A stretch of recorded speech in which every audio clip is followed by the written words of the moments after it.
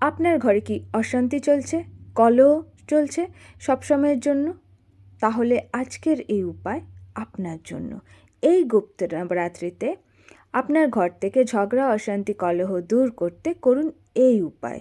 উপায়টি কি জানতে হলে আগে অবশ্যই আমার চ্যানেলটিকে সাবস্ক্রাইব করতে হবে। ভিডিও ভালো লেগে থাকলে লাইক অ্যান্ড শেয়ার করতে ভুলবেন না। লাল মলি বা সুতো নিয়ে নিন, আর 27টি বা 54টি বা 108টি ফুলওয়ালা লবঙ্গ নিয়ে নিন। লাল মলিতে এক একটি লবঙ্গ গাঁট দিয়ে বেঁধে একটি মালা তৈরি করে নিন। আপনার ঘরের মন্দিরে মা দুর্গা ভবানীর যদি কোনো ছবি বা প্রতিমা থেকে থাকে, তার পাদপদ্মে এই মালাটি রেখে দিন।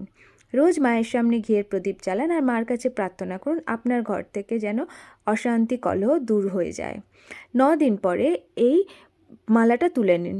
আপনার বাড়ির যে খাবার রান্না হয় তার সাথে এই লবঙ্গ ব্যবহার করে, চায়ের সাথে, দুধের সাথে, কোনো নিরামিষ খাবারের সাথে লবঙ্গ ব্যবহার করে বাড়ির প্রত্যেকটি সদস্যকে খাওয়ান।